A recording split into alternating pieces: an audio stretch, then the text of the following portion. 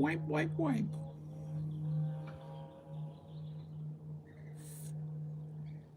He hears those birds, man. Yeah.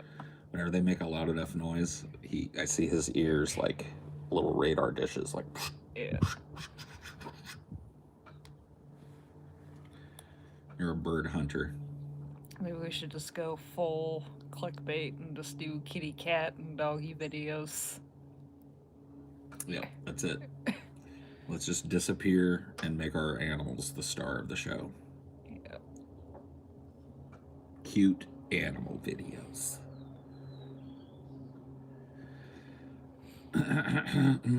Sixth? I don't even think you're sixth, dog. There's like, well, maybe you are sixth. I think you're more like seventh, though. 26th. Dang it, I was close. Close but no cigar, my friend.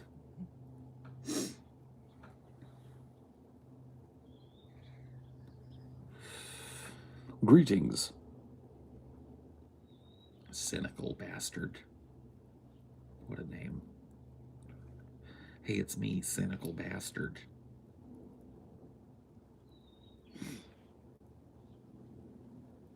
Welcome back to the channel. I'm cynical bastard.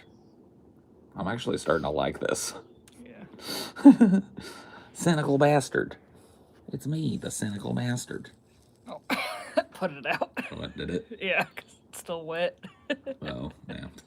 Whatever. It's probably going to be wet again. Yeah. Having a little merciful break in the rain for a second.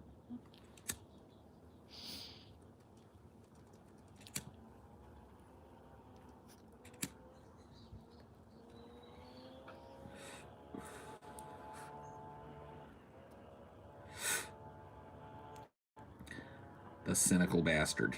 Hopefully 2 minutes in isn't too late for a greeting. No, I think you're good. I think that's plenty. I'd say the cutoff is like 10 minutes. If you're still saying hello, how's it going 10 minutes in? That is a little late. Yeah. I'll agree.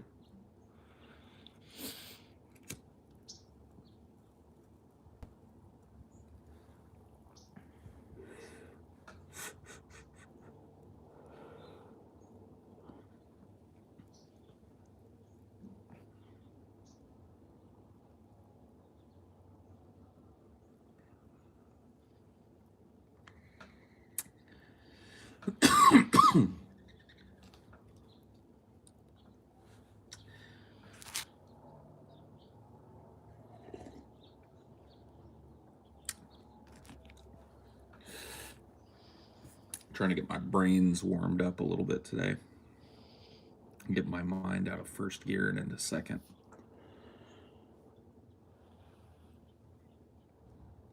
It's been a problem lately. I feel like I'm always stuck in second gear.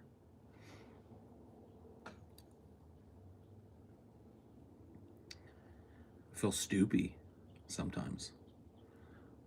It's like a good portion of a day will go by and I'll realize like I haven't thought of anything of consequence today. Not really. Maybe I do need like another coffee. Maybe I'll do that. Maybe I'll make another pot of coffee here in a sec. I'll do it. You don't have to do it there. No, it's okay. I'll have one too. I'll have some coffee with some cream. Throw a little cream in it.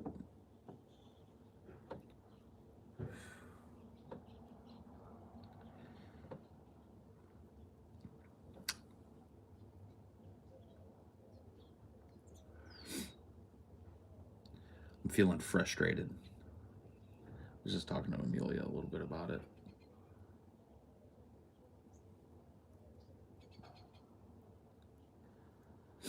In addition to other things, a lot of my frustration comes from the fact that I feel like I'm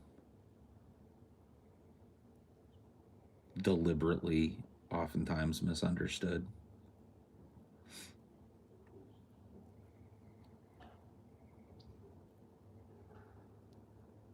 And it sucks, like, engaging with people when you're being misunderstood. You know what I mean?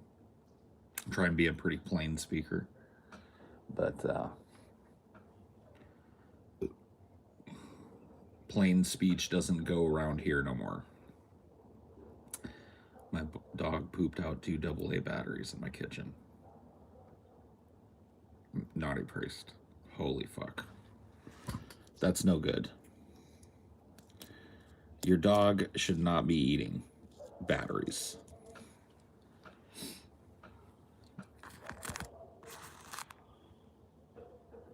He probably just did it to get a charge out of you, though.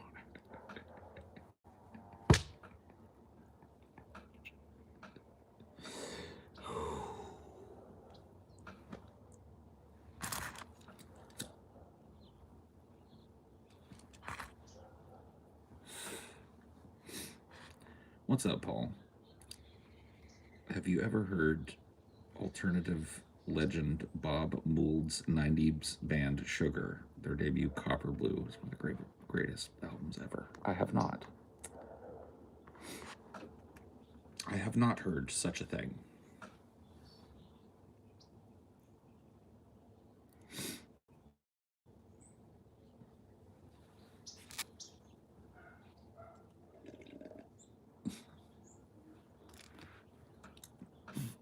Thought better of that one, Mr. Plinkett.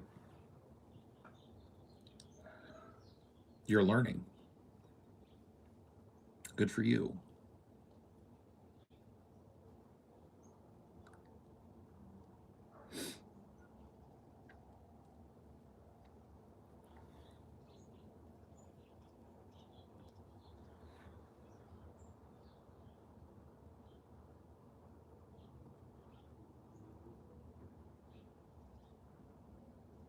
Sorry, I'm bird watching. I'm sure that's riveting for you guys. Got a visitor, though. It's like a robin. Very pretty. Looks like your town has blue skies and golden sunshine all along the way. Well, no, it's been raining since yesterday. It's been a rainy day. We are watching the Watcher as he watches. The Watcher watches.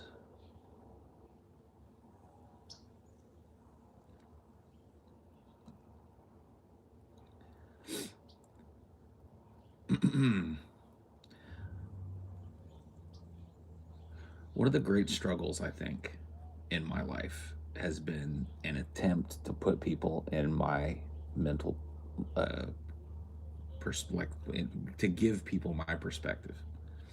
And I really feel like it's a fantasy to want people to see something through your eyes. But if you're talented enough at talking about it, you can give people a glimpse of that.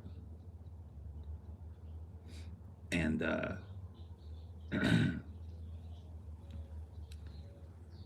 either I'm not good enough, which is what I think is at the core of this, and I'm, not to be down on myself. Either I'm not good enough at explaining that, or I'm delusional. One of the two. That's a funny thing to realize about yourself, I guess.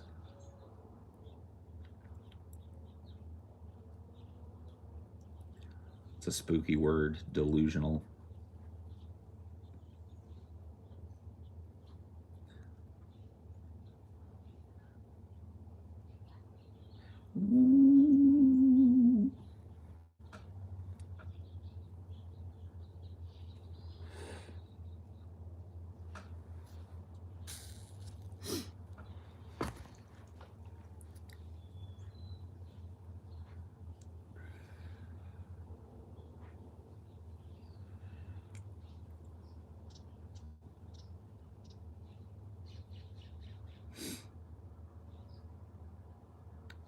I was watching this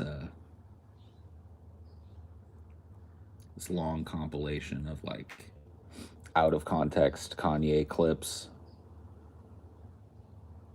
over the years, I was laughing at some of it. But the more I watched it, the more I started to like feel myself gravitating towards the comments on them as it was going on, and the comments were just filled with like people who weren't laughing at like the fact that it's a bunch of crazy out of context quotes. They were just like laughing at Kanye, and I was like, wow.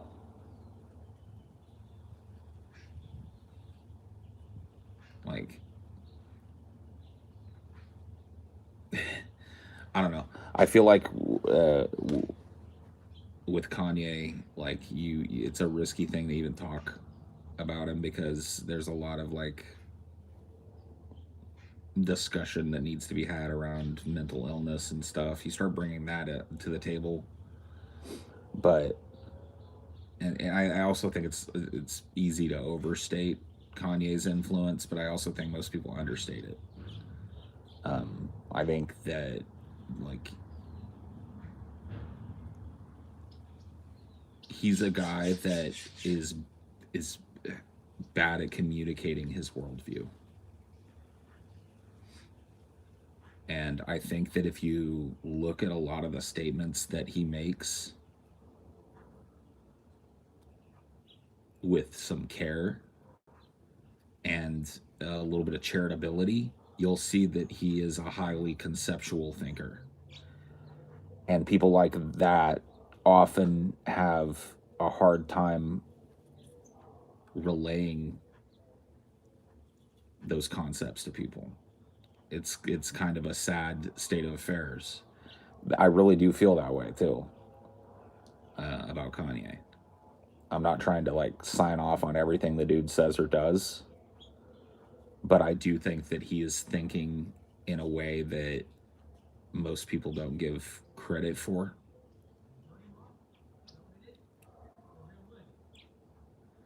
Yeah. And see, this is why this is like a sticky subject because on one hand I agree that like untreated mental illness is a bad thing. But on the other hand, I'm a person who struggles with that. And I know how people can kind of like, there's still a lot of stigma surrounding mental illness. And I think that Kanye West is a like leading edge example of that. Oh, thank you, baby. And so, even here in the chat, if you guys scroll back, I'm sitting here and I'm talking about Kanye, and there are people out there going like, "Yeah, he's unhinged." And then there was a, I'm not saying you're doing it like out of any desire to be mean or whatever, but like you're diagnosing a guy, you're acting like you know what's best for him, you're acting like you know whether or not he's on or off meds, and you're acting like you're, what I mean? It's just very much reductive to take somebody who is suffering from mental illness and to say that what the things that they're talking about mean nothing. Like the whole point of talk therapy is that, you know, expression of your feelings is one of the best ways to fight against that. Mm-hmm. And to have him be reduced to a guy who isn't making sense because he's crazy, I think is just ignorant, and I think a lot of people are ignorant for looking at him that way. Now, that's not just like, once again, I'll reiterate it. I don't sign off on everything the dude says or does. I do think he's got some problems. But I think that he catches a bad rap for being, I don't know. People see, bipolar, I think, is the diagnosis that is most well known about him. Yeah. That's just like a lot of people put it in the same basket as like schizophrenia. I mean, a lot of people put depression in that same basket. I mean, it's like when I was talking earlier about how there's still a lot of stigma in society about mental illness. When people come forward about it, it's often used constantly as a way to deride and undermine any topic that they bring up. Anything that they say is now looked through society's kind of like warped mental illness lens, where they think like it's almost like a head patting type of condescension. where, you know, somebody's walking up to you and going like, oh, gee whiz, I know it's a struggle being mentally ill. I hope Kanye gets the help that he wants or help that he needs to get better. It's like, all right, well, I'll tell you what's not going to help him: constantly being undermined. That doesn't help anybody.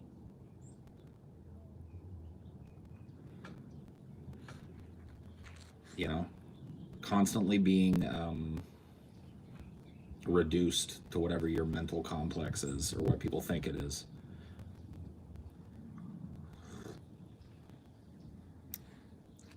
Your family gaslights you with your mental illness. That sucks. I'm sorry to hear that, but that's just like, as a semi-public figure who's been open about my own mental struggles and stuff, dude, you're gonna get that shit.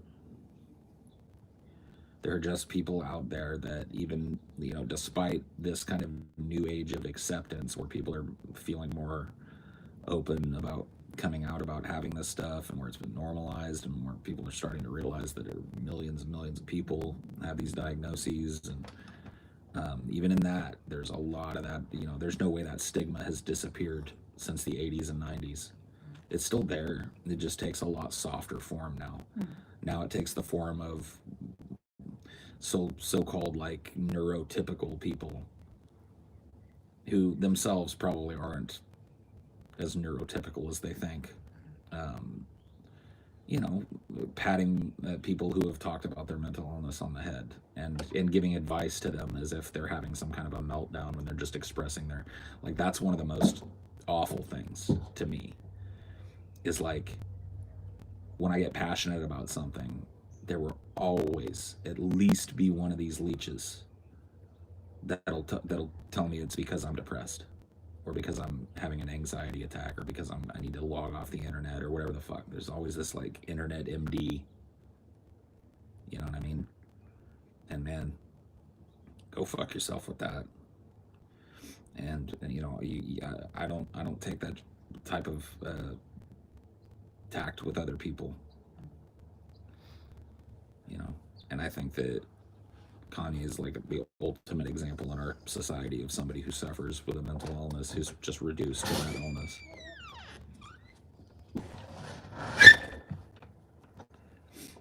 He was just being too pathetic, sticking his head through. Just wimping. Oh boy. Oh. Alrighty. Yeah, just make mom all dirty. And the ball is over there behind the tree. I think a lot of times the people that will condescend to you about your own mental illness are suffering with their own. It's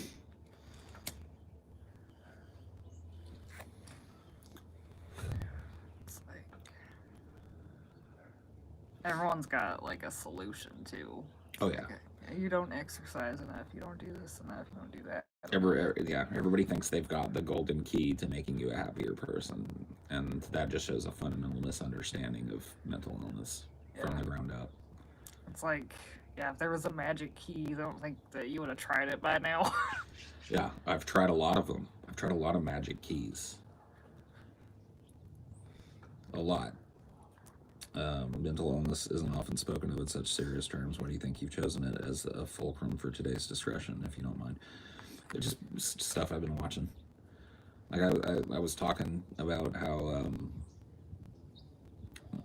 you know, I was watching that kind of like Kanye crazy moments or whatever, and I was laughing at some of it, but that I kind of realized about 3/4 of the way through that a lot of people that were watching it were laughing at him and not with him.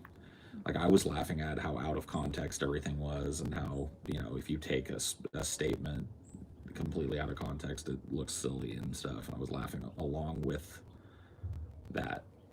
And I do think Kanye is a guy that likes to make people laugh too. He likes lowering his inhibitions, and like that balls thing on Ellen. Yeah. I loved that. That was great. He was on the Ellen show or whatever, and they're doing something where you have to name like 3 different things in 5 seconds. And the question was, name things that are hairy, and he just said balls. And They're like, well, the balls could be one. He was like, no, no, no, 3 different sets of balls. I love that. There was a lot of little fucking jokes like that in there, but what I realized was is that this was like oh, let's point and laugh at this guy who's having a quote unquote mental crisis. I love how everybody gets to decide when that is and how that is. Because Kanye decides to share things in his lyrics and shit. So they get to decide, like, oh, he's manic. Oh, he's this. Oh, he's that. Oh, he's just having a meltdown. Oh, he needs to get help. Oh, he this. Nobody ever talks about any of the things that he says. Well, that's not true. Just not with anything other than dripping condescension in their voice. Or anyone that does is like dismissed as like, oh, you're just a brainless fan that just agrees with everything he says and shit. Right. And you can't like caveat that enough. I've already said it like twice. I've already been like, I don't sign off on everything that he says. I don't think he's right about everything, and I don't co-sign a lot of the stuff that he does, but I like to listen to him. I think he's a highly intelligent, highly conceptual thinker who is rightfully frustrated at the box that he's been placed in as a quote-unquote rapper. And I think that a lot of the things that people don't like about him stem from his dogged determination to be the multi-talent that he is. Period.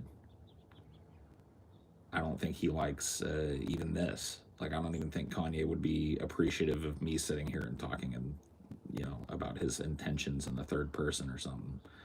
So I do my best to stay out of the way of that and just listen, to what he has to say, whether he's having mental issues or not.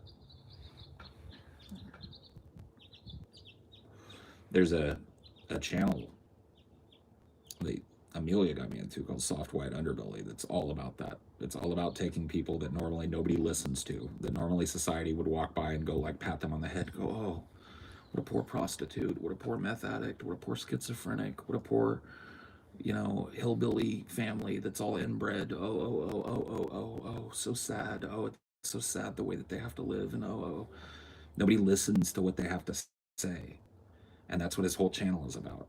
It's about doing these extraordinarily intimate, open-ended interviews with people who society normally averts their eyes from. And even then, his comments are like, "Oh, you're so inspirational." It's like there's a lot of people that don't fucking get it, but it is one of the more humanizing things that you can do is actually listen to somebody's words, and even a very, very ill person will say things that are absolutely just dead on truth, and all you have to do is listen to them to hear it. And there's too little of that goes on in society. Yeah, and he's not even like the best interviewer in the world. Like, he's too quiet or whatever. He interrupts him sometimes, but he's the only one willing to do it. Like, I'm gonna go talk to a crackhead today. Right. I'm gonna set up the interview and I'm gonna sit and I'm gonna listen to what they have to say about their life. And I'm gonna ask questions that are, unobtrusive and let them fill in the blanks because I want them to, tell me their life story. I want to hear what their philosophy is. I want to hear how they get by, what makes them laugh, what makes them sad, all those things. It's humanizing to listen to a person, but it's something that we don't have time to do nowadays. Like, you don't have time to listen to the perspective of another person. You got to take to make. You got to keep up with the next, big news break or whatever you're into,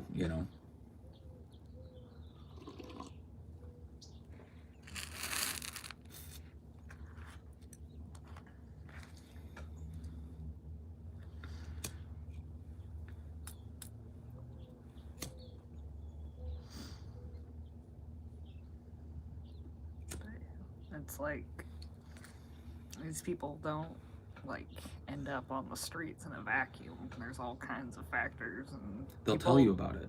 They'll tell you how, like, if you just listen to their story, they'll tell you exactly how they ended up where they're at. And it usually starts with horribly abusive parents. neglectful parents, or just absentee parents. Like it is almost uniform when he talks to street people that their story begins with a horrible, lonely childhood. That's something that I hear so many people say. And these people are not aware of each other and shit. Mm-hmm. But like it is something that comes up over and over in his videos when he asks, like, how was your childhood? Like, he'll ask that question, which is like the world's biggest cherry bomb of a question. It's just so open-ended and so laden with portent. And he lets them fill it in. And almost to the letter, they will talk about how lonely they were as a child. How they didn't have anybody to confide in. And you want to ask me what's at the root of a lot of society's problems, it begins right there. There's only so much a government can do to subsidize a bad childhood. Yeah. If anything, it's like the whole like diminishment of the value of wages. Like people, as sexist as it was, like a mom staying in the home to raise her kids is still a parent that is Right, available. and it wasn't the only way that went. Yeah. There were millions of families where the mom was the solo breadwinner and the dad was the stay-at-home dad.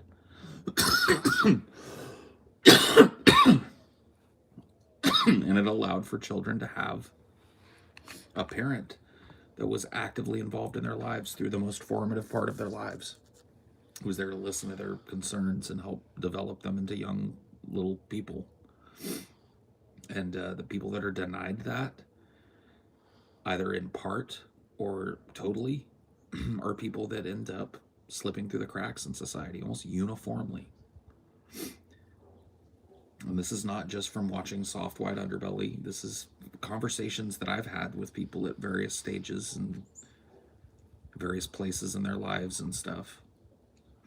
You can't work a retail job at a place that's like a fast food joint and not have some conversations with some people at the fringes of society. And I made it a point to befriend a few of those people. I've told you guys about Rainy Ray, who was a friend of mine, a street guy.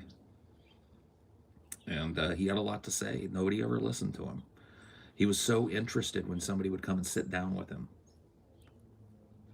because people would avoid him, because he looked like a street guy. He was living rough, and so people tend to kind of like give a wide berth to those people. I'd go right up and sit down with Rainey, and not everything he said made complete sense to me, but I learned a lot about his life from listening to him. The stuff that did make sense made a lot of sense. I knew how Rainey ended up on the street. I didn't have to ask him. Broken home, broken family, alcoholism, drug abuse.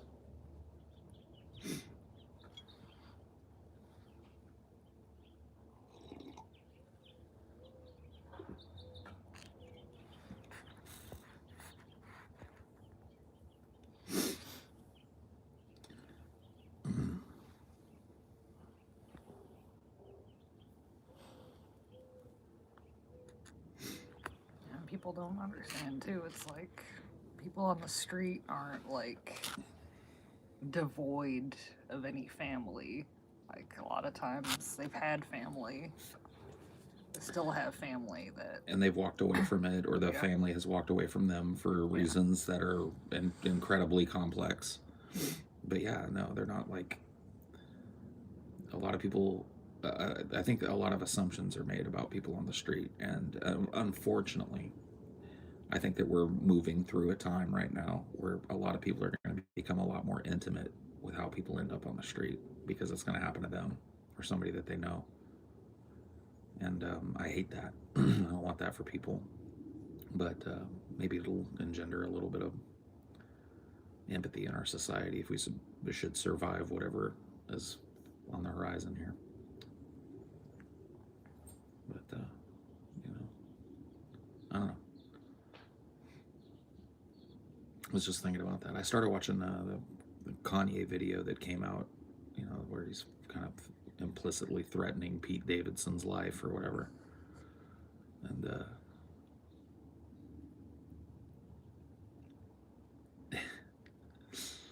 I don't know. Was it any different than that fucking, what was it, Kathy Griffin, the Trump head, or whatever? No. I mean, people forget this because it happened in the 90s. But Eminem made a song called Kim.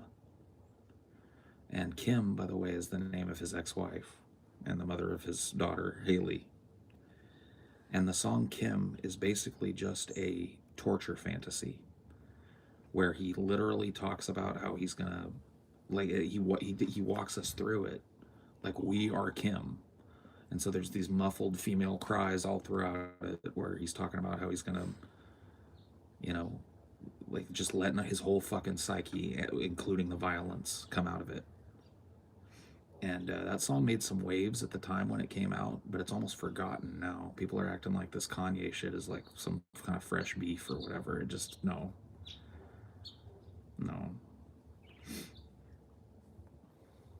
It's like, that's the thing, too, is a lot of people have capacity for violence that we ignore. Isn't letting it out in a song better than actually going and doing it? Yeah. You know It's what I like mean? people like forget, like, I'm sure everyone has had that moment where they're like really mad at someone. It's like, oh, I just fucking wish I could. I think it's a healthier outlet to let that shit out than it would be for Kanye to like go beat the fuck out of Pete Davidson or some shit. So, you know, everybody gave Kathy Griffin shit for the Trump head, but nobody beheaded Trump.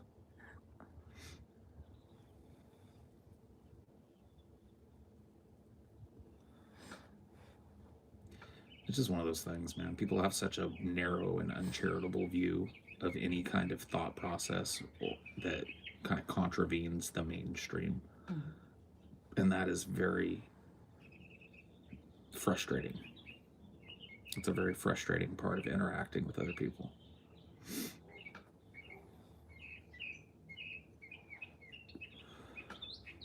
There's the one, I'm thinking of the one where he like kills her and stabs her and tells her to bleed to death and shit.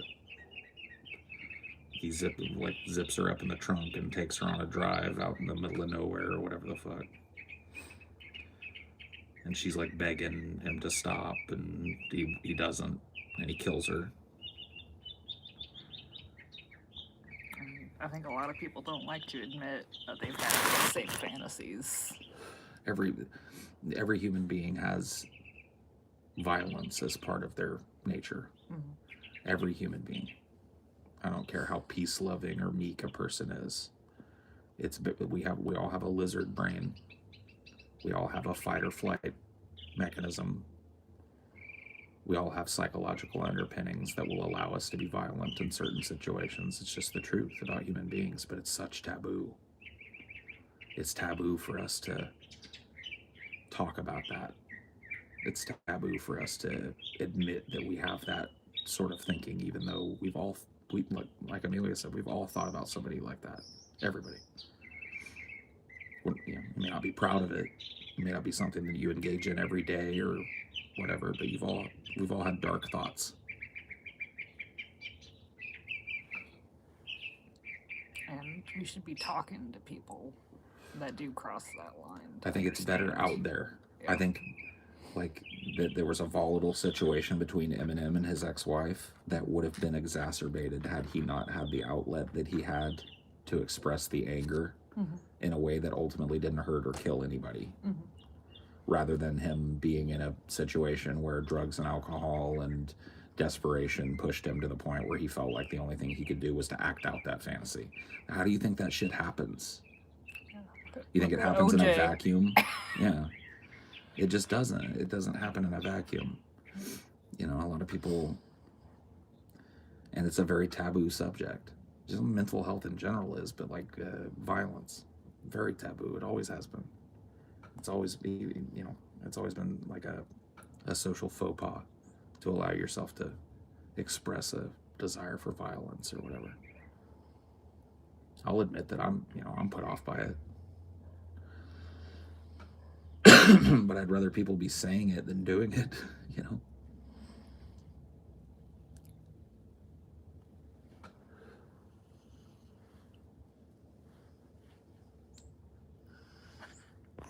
Like you said, like, evil is just a term that shuts down conversation and understanding.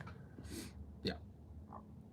I don't ever use it unless I'm using it like metaphorically or whatever. I don't think that evil as a concept is a thing. It's very black and white thinking, and pretty much everything I've ever learned in my life comes with heavy shades of gray. So, asking me to buy into any absolute concept, especially a philosophical concept that labels human beings as different from other human beings because of their actions or whatever, that doesn't foster understanding. You don't have to like co-sign the evil quote unquote shit that people do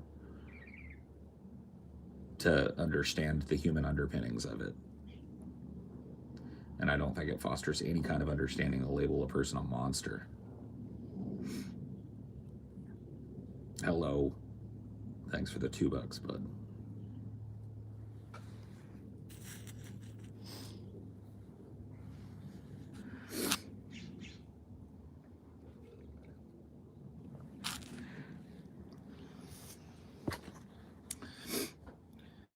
I mean, human beings are in a pressure cooker. We always kind of have been. And that violence in our ancestors was an outlet for that. It was also a defensive mechanism. And it's not like that's not necessary anymore. People still have to defend themselves. But that aggression oftentimes has nowhere to go in a society that's made it totally taboo to even express it. You think, like, threats of violence are overpunished? It depends.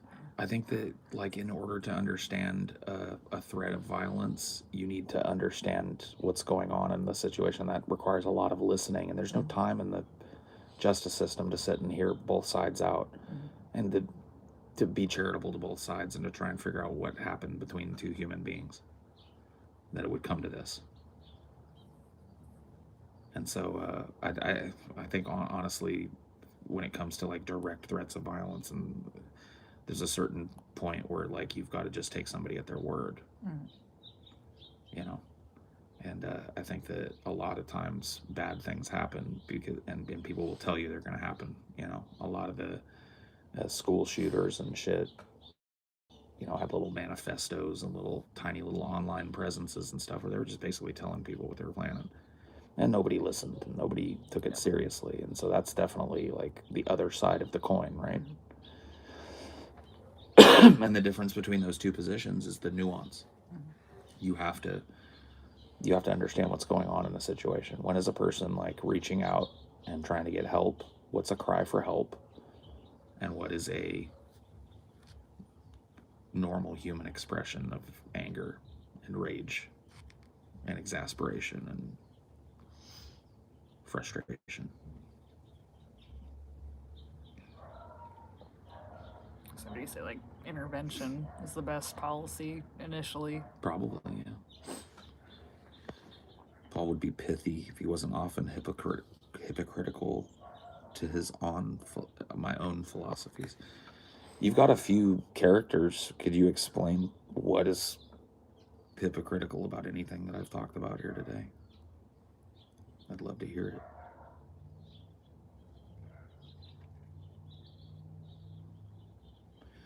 Like if there's some glaring hypocrisy, I'd rather not just hear it blithely described. You've got enough characters to have a conversation with me, so let's do it. How am I a hypocrite? Keeping in mind that we're all hypocrites, but how am I uniquely hypocritical in what we're talking about today, which is humanizing people with mental health and mental health problems and listening to people and accepting our humanity and all that.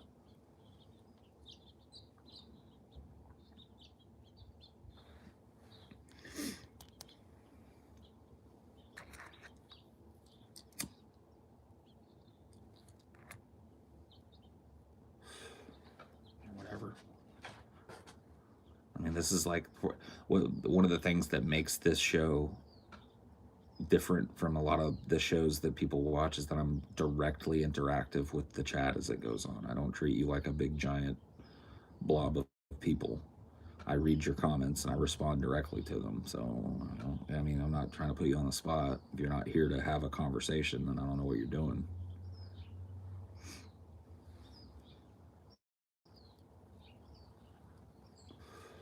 Why don't I chat with people on the mic occasionally? I remember you doing that one time.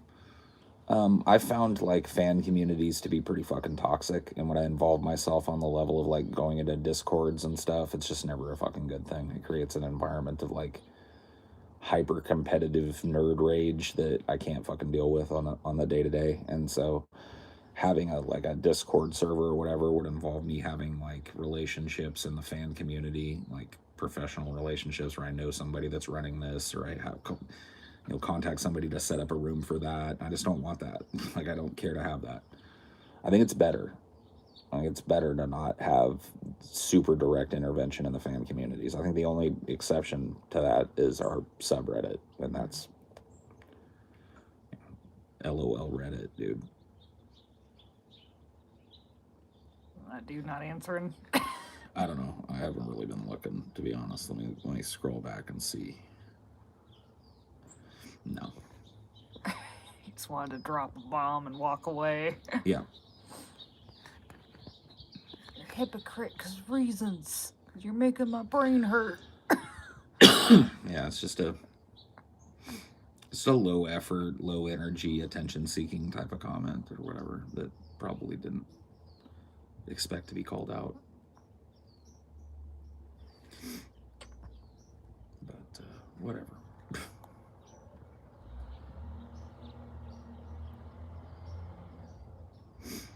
So us chat plebs are the meek pawns by which you deliver these speeches. The meek pawns, huh?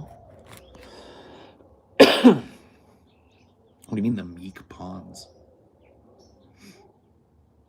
Just like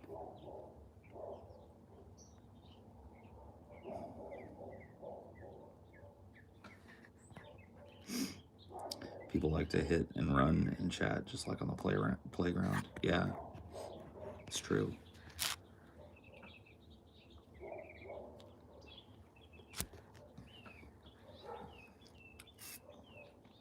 It's not meant to be engaged with.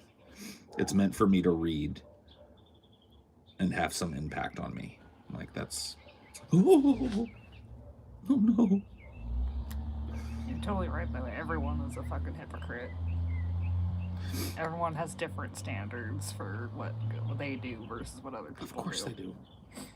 It's a natural, like, if you do even the most cursory study of human psychology, you will learn the self-centered nature of human psychology. We're constantly rationalizing our own misbehaviors and shit while looking down our nose at other people. It's one of the ways we rationalize our own shit behavior.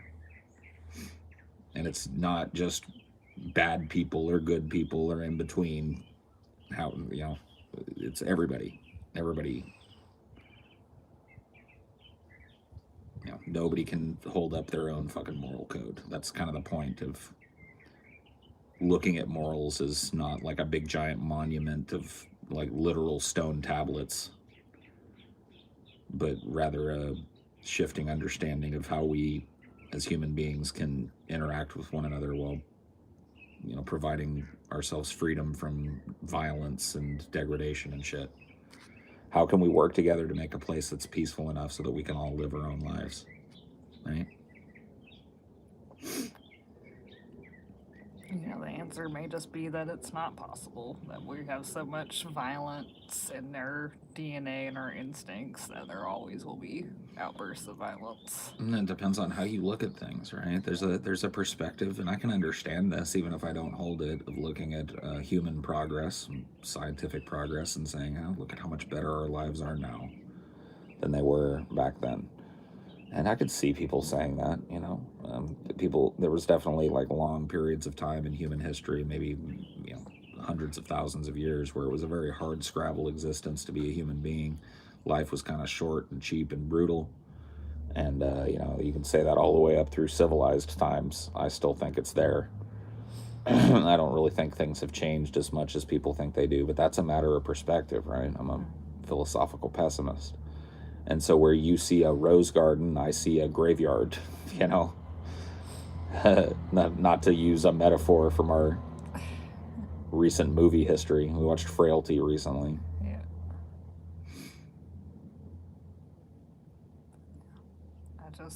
I don't think it's possible for humanity to ever live in peace. Because it's just too ingrained. Yeah. As we currently exist, I kind of agree. Yeah.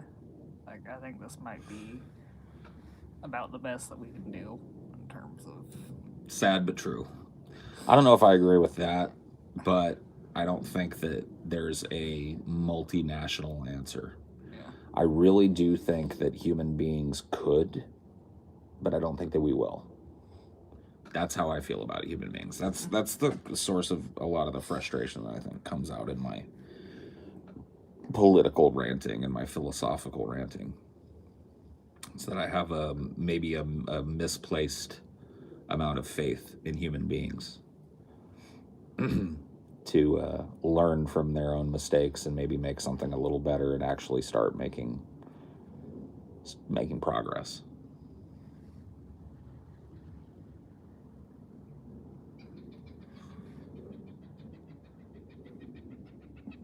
I agree.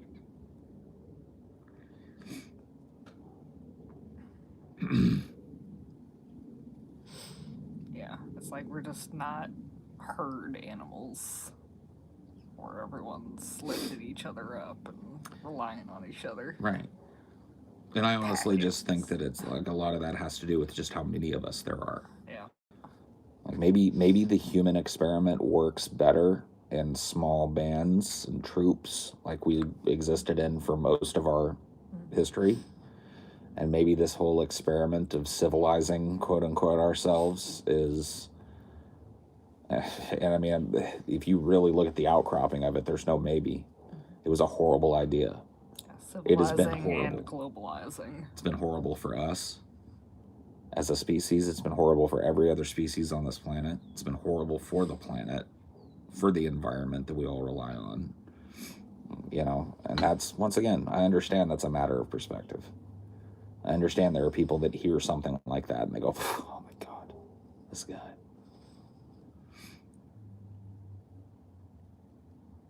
But, you know, I don't write off the experience of my ancestors as worse than my own by a matter of course. I at least a lot for the fact that a lot of people from times where, you know, maybe people thought life was brutal and harsh and unlivable. You might have an uncharitable view of life at that time, but if you brought somebody from that time up forward to here, I don't think it's a foregone conclusion that that person would end up a happy, well-adjusted, you know, person that walks around in awe of all the gifts of civilization. I think that person, there's an equal chance that that person sees a dystopia.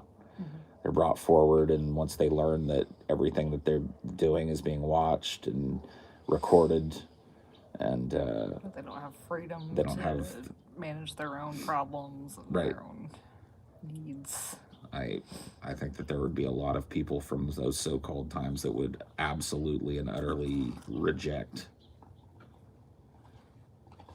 what we've created. And I think that a lot of people honestly reject what we've created without being able to just say it. That's another taboo.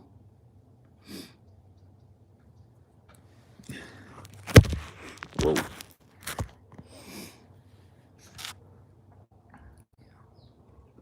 Like you were talking about mental illness earlier, it's like a lot of what defines mental illness is not fitting into society.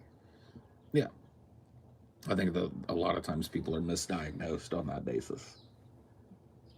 Like, oh, you don't function well in a highly controlled environment, therefore you're sick. You're not well adapted to this incredibly insane multi-level society that we've created for ourselves that has all of this like insane out of your control expectation that's placed on you.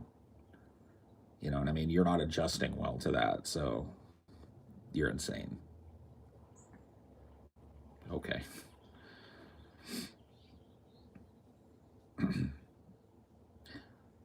mean, it couldn't be that, like, what a lot of people call insanity or mental illness is a maladaptation to the world that we live in, a byproduct of taking us out of our normal environment, the state of nature, as it would be described, and plopping us in the middle of a fucking cubicle nightmare. I wonder if that has anything to do with suicide and mental degradation and people suffering and suffering and suffering and suffering, but not being able to put their finger on why. Feeling like they don't fit in with people around them and not understanding, like, fundamentally why that is. Yeah, there's a lot of people with mental illness that function really well in very certain environments and not in others. One of the things that our civilization does is encourages individualism and the expression of individualism through capitalistic means.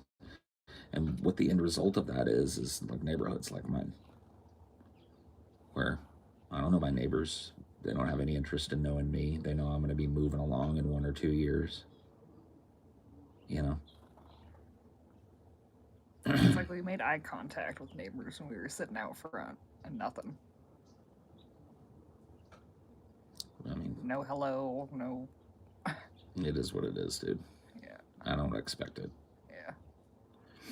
But we didn't say hello either. Yeah. No, it's definitely a two-way street. Nobody broke the ice, you know what I mean? Because there's no point.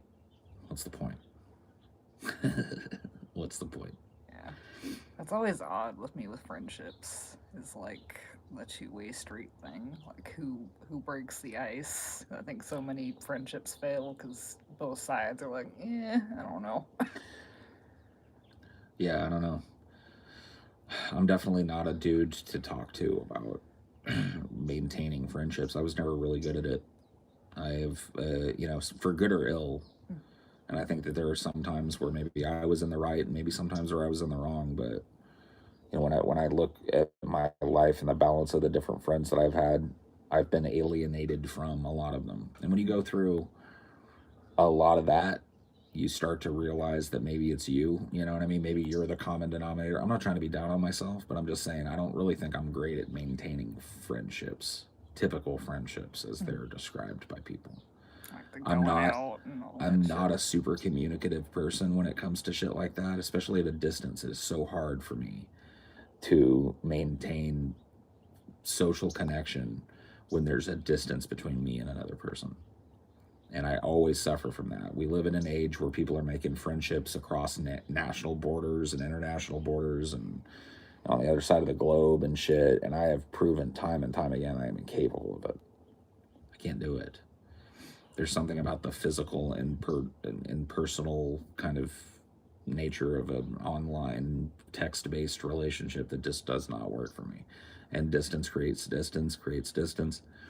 So, yeah, dude, I guess I never was really good at maintaining friendships. I had a lot of friends at one point in my life, so I guess I was decent enough to do that. But even then, I remember there being tension because I don't know.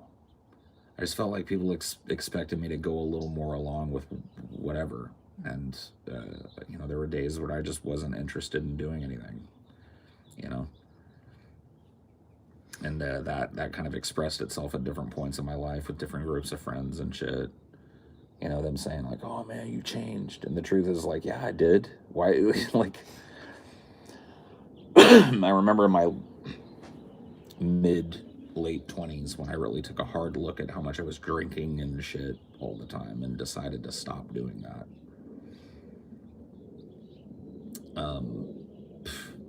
Man, that was a nail in the coffin for a lot of my friendships. It's so strange how alcohol or just like drug use and drug abuse can be like the entire basis of a friendship. Because when I became disinterested in doing that type of shit, dude, it was game over.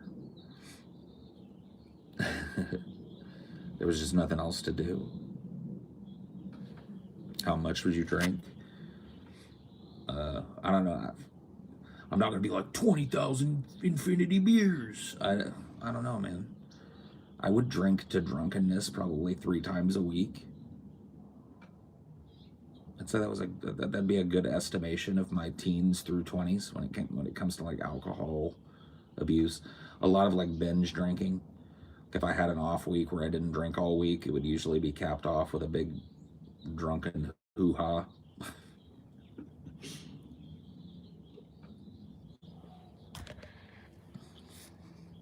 Cheap liquor, cheap beer, cheap wine. Not that the expensive stuff is any better for you in the long run, but that was, I know about that shit.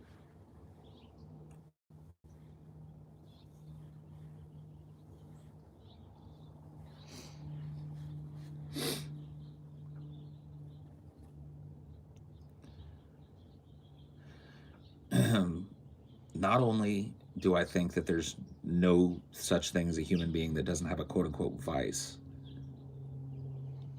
I think that oftentimes it is our vices that are like mold us into interesting human beings. Like some vices that transgress people's rights, obviously bad. Don't do it. But just being an individual is often seen as that. You know what I mean? It's like no. Being an individual is not a vice.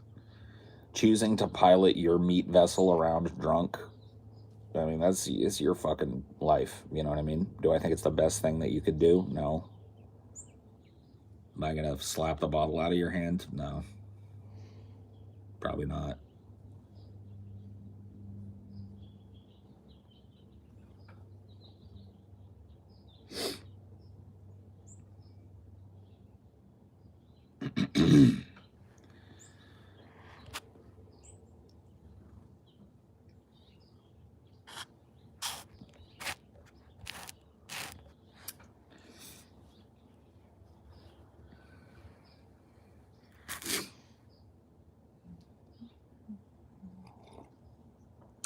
Got a song in my head now because of that little rant. Liquor, Beer, and Wine by the Reverend Horton Heat.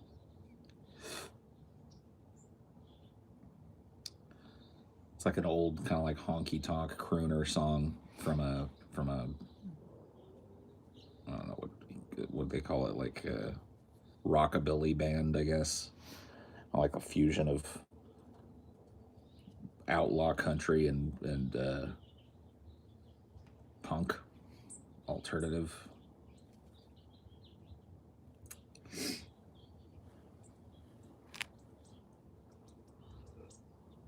Great band.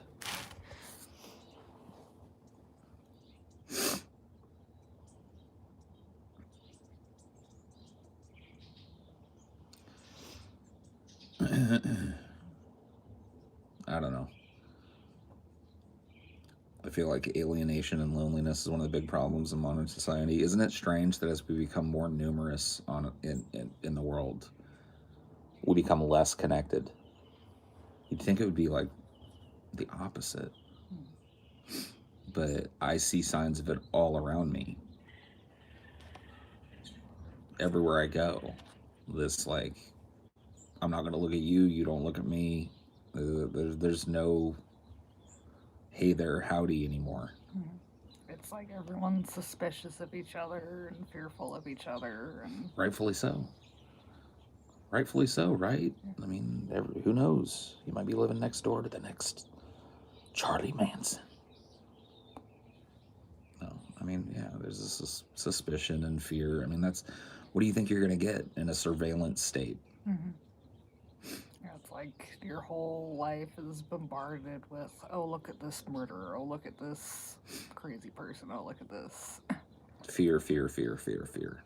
Here's the next thing you got to fear. And like that suspicion still existed in early humanity, but it didn't exist like within the little circle that you had. You had your one tribe that you all trusted each other because you had to survive. Yeah. And then you were suspicious of the other tribe, but you didn't interact with them, really. Yeah.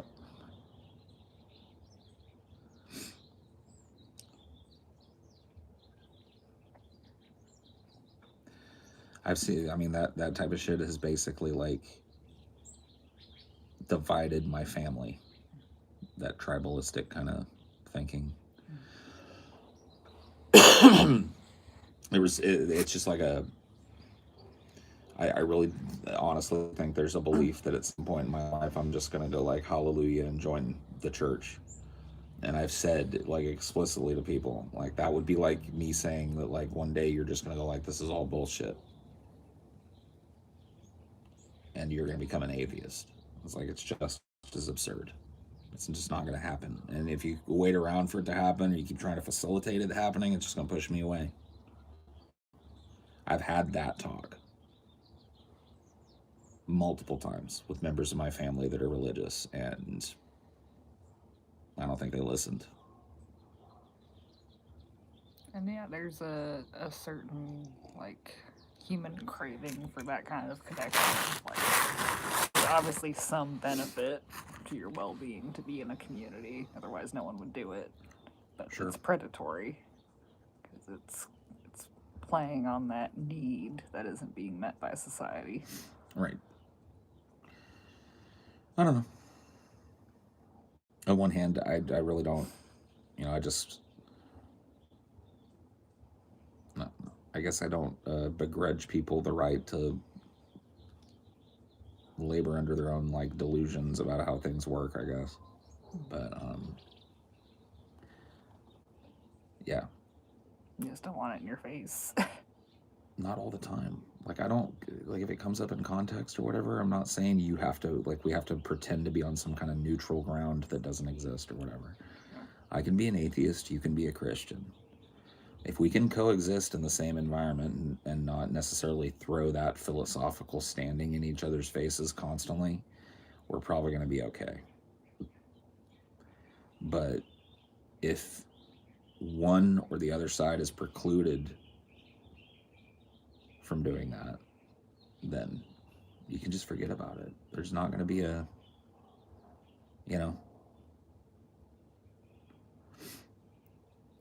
And I really feel like that because the more socially acceptable stance within the in group that has become my family is to be a religious person, that in a way that it was never a problem before, it's now become an issue, but just for me. Yeah, it's like before, it's like, praise Jesus for this. You're like, okay, whatever. I mean, I don't really care about their little rituals and shit. But it's the kind of like dogged determination to have that become the entirety of the meeting.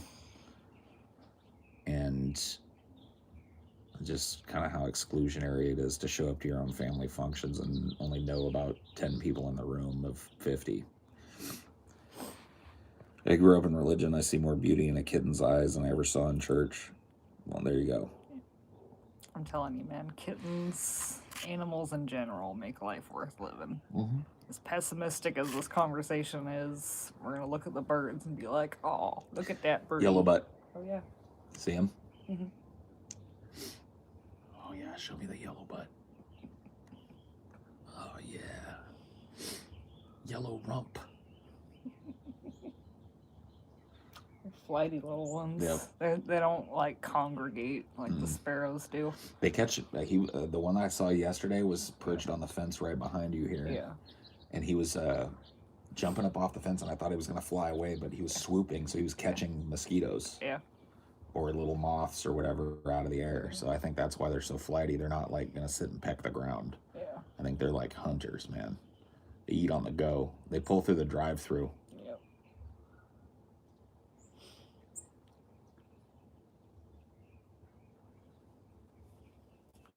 That's a red thing there.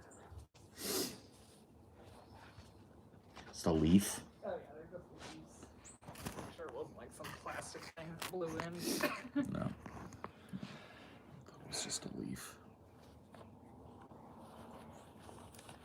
I don't know how you're not hot and all that.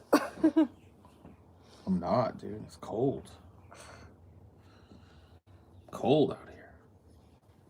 I'm like shielded though from the sunshine. I got my back to it. Yeah. My hair is like a buffer blanket. Like if you touch the back of my head, it's super hot. And if that was beating down on my shoulders, I'd probably be warm.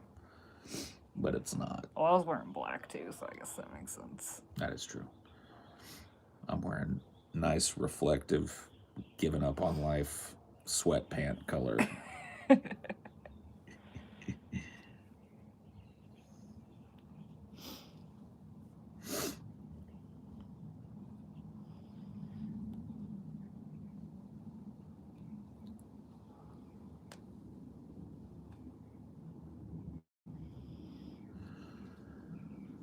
Holy hardly ho.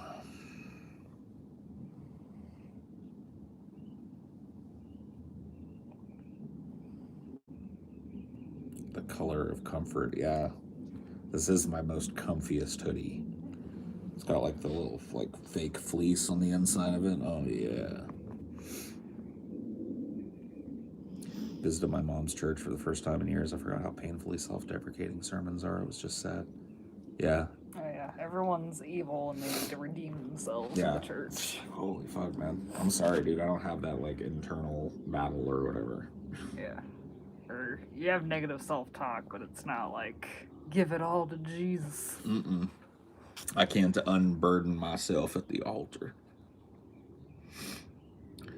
Because I just don't believe there's anything there. It would be like a fake expression for me. People don't understand that. Like, I think oftentimes it's hard for people to get each other's perspectives because belief and non-belief are two just like ultimately different philosophical perspectives a lot of times when it comes to things. I think that oftentimes religious people, particularly evangelical Christian people, have this kind of narrative in their head of a person who's actively fighting against being in church or whatever. Yeah, it's like they see the signs of God and they're like, no, go away. God tries to talk to them and they're like, no, get out of here. I don't believe in you, you bastard. I hate you. And it's just like, no. Like I walk through life and I just don't even consider that a possibility. And that's not something that they want, that perspective isn't really easy to fucking argue against. And so I find that like in the conversations that I've had that are tinged towards like arguments or whatever with family and just other people especially back in the atheist days, there is it's really hard to find a religious person, particularly I will say a Christian person, who's willing to allot for the fact that you're just not ever going to change. Whereas I'm fine with a religious person staying religious. I'm not going to come into your house, slap the Bible out of your hands. You know what I mean? You want to argue about it. I think it's kind of a silly thing to do, but you'll never find that perspective on the other end of the podium.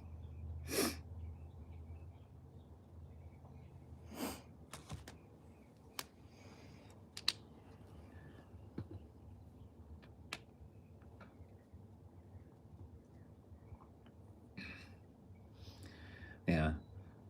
Well, being religious closes you off to a lot of beauty, I think, because you kind of attribute things to magic when the true beauty of how those things came to be is in science.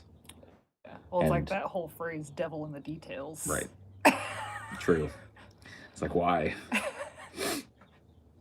But no, it's totally true though. It's like, to me, like it's such a limited view of the beauty of any kind of natural thing, an environment, a creature, a piece of plant life, a geological formation. There's a beauty in understanding the billions of years of history that had to take place in order to make such a thing exist. And there's a beauty in, at least a layman's understanding of the progression from one thing to another. And I really think that like religious folks, especially like evangelical types that don't even accept like that there's millions and millions of years or whatever, like, or billions or trillions of years even. The idea that like everything happened in the last few thousand years or whatever. It's so limiting. I feel like history itself doesn't even, like, even human history doesn't fit into that mold. No, it doesn't. It doesn't at all, but, whatever. They need to expand it just a teensy bit. Like, they said, like, 1,000,000 years, it would make a little bit more sense. The whole, like, 10,000 years is like, yeah. How? I mean, there's tons of evidence that there were gatherings of people and complex archaeological digs and stuff have turned up like bases of little stone buildings and shit that predate, 6,000 years or post date 6,000 years or however you would say it, predate.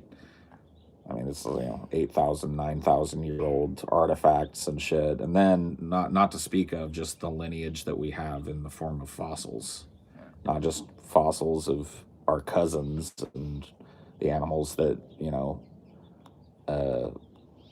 are closest to us in DNA makeup, but just like everything around us.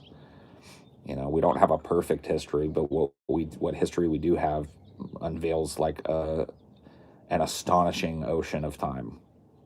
No, Paul. It was just literally the devil with a shovel, just putting it all there. I don't get it, man. See, that type of shit, man. Oh, that's a non-starter conversation for me because I just feel like, man, the devil is clever and just planted all of them. Oof. It's like, what? Okay, so what is this then? So when science finds a city in the Amazon that's been buried by the jungle, and it's, when they do an archaeological dig on it, they find evidence that it was built on top of yet another city, and that would be 7,000-8,000 years old. What do you say to that? Oh, devil done did the it. devil done buried it under there. The devil is causing these archaeologists to lie.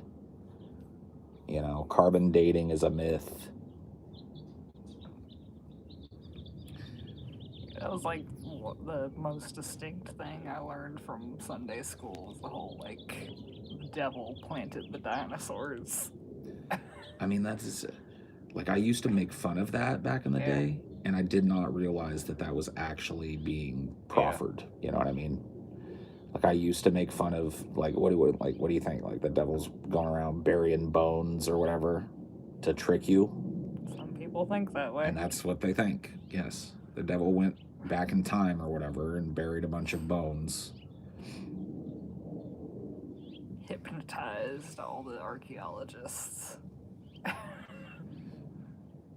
The devil buried the bones made me laugh when I was 12. I know, dude. Nobody ever proffered it to me, so I was never, thankfully I was never exposed to that like way more like fundamentalist strain of Christianity. My mom was a Free Will Baptist when she was growing up, which is a way more fundamentalist strain of Baptist, like speaking in tongues and all that kind of thing.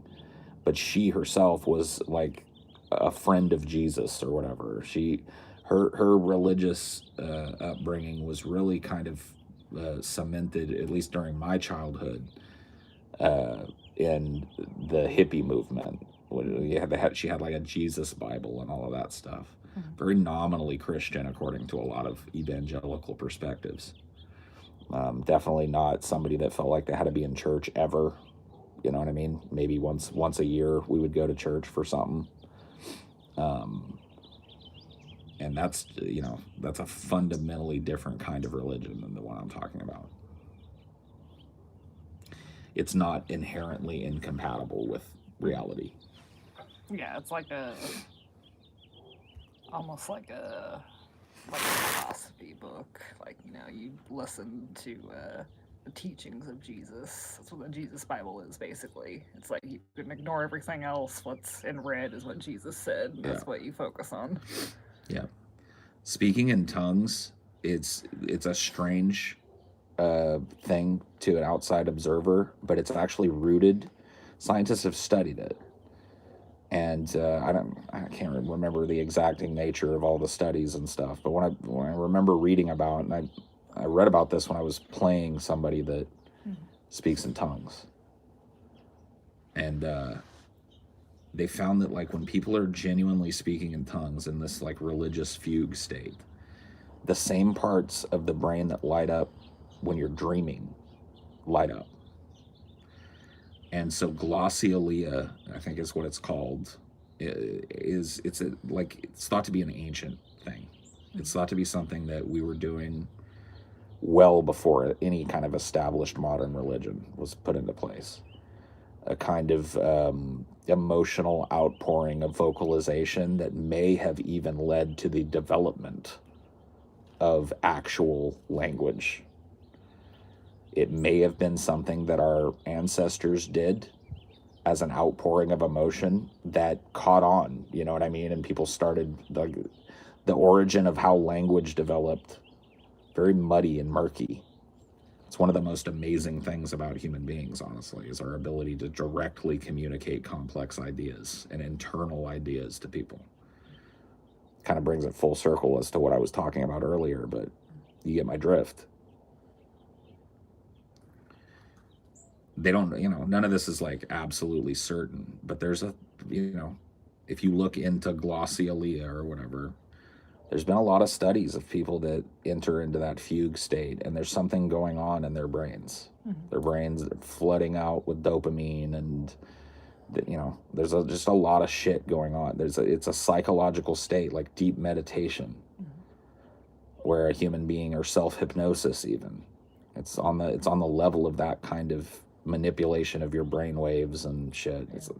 And like, as ridiculous as it may seem, it's, it traps your attention. You can't ignore it. Yeah. And yeah, I think it's just a misunderstood thing that's been co-opted by religion. You wish you could feel like that? Maybe you probably could. It's just like, are you willing to lower your inhibitions enough to allow an outpouring of emotion that intense? Are you willing to learn meditation? Are you willing to like give yourself over to the idea that you can exist outside of reality but still be awake? Are you willing? That's kind of like why they say, I don't know, I think this number is probably bullshit, but like 5 or 10% of the population globally is hypnotizable. Like, there are people that go along with it. There are people that think it's funny. There are people that are just completely incapable of being hypnotized. And then there are people that like are willing to give themselves over to it, and to a point where there's actually a change in the way that their brain is working. And I think that is behind a lot of that shit. I think that there are people in society that are still connected to something that is probably way more elemental, and no religion implied, no spirituality implied. I think it's possible for human beings to enter into different psychological states and to change their perception without taking any kind of drug. I know this because I've done it.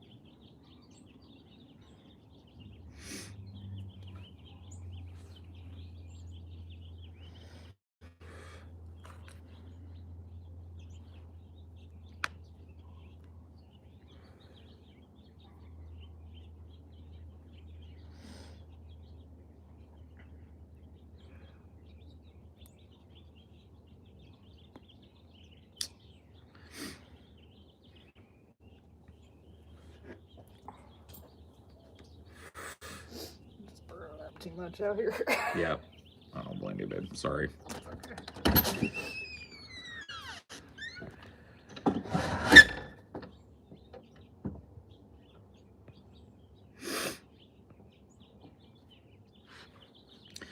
I think there are people that are resistant to mixing. Like, there are people that I think that are inherently resistant to the idea of spirituality and the willing suspension of disbelief and the power that that can have over a human being.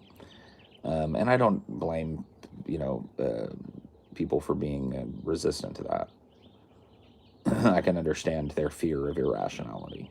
But I think it's a very limiting thing to limit your human experience to nothing but what you would call rational, critical examination of your environment, and not giving yourself over to some of these different ways of experiencing reality. I think you're depriving yourself of an experience that might color your whole existence. No religion needed, no religious subtext needed. I'm talking about something that religion is co-opted. Spirituality, if you want to call it that. Even though I don't believe that humanity is a spirit, I believe that there's a connection between all things, and I believe that you can experience that connection in various ways. And I think the human psyche is incredibly capable of creating experiences that aren't tangible, but are nonetheless meaningful.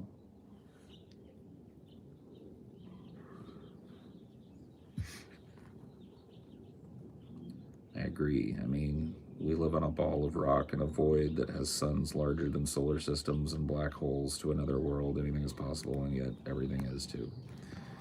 You consider zodiac signs to be genuine spirituality. There's a difference between spirituality and spiritualism. So zodiac signs, tarot cards, palmistry, that's spiritualism. And that is an established religious worldview, usually tinged with a lot of Christian preconception. It was a very popular alternative hippie type religion before hippies, you know what I mean? Like in the 1920s and the early 20th century. Spiritualism kind of had this late 19th, early 20th century kind of like boom, where a lot of people were getting into this kind of psychic telekinesis,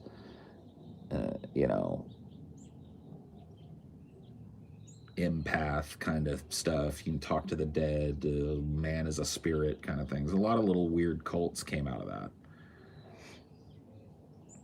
But yeah, no.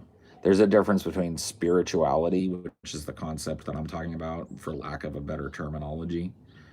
I don't think the terminology needs to be necessarily abandoned, but I do think it's evocative to some people of some, old like gypsy lady staring into a crystal ball, with big hoop earrings and going into a trance and channeling your dead Uncle George or whatever, like that's not what I'm talking about. I put those types of experiences on pretty much the same level that I put church-based religious experience. I think it's something that's been layered on top of a genuine human experience.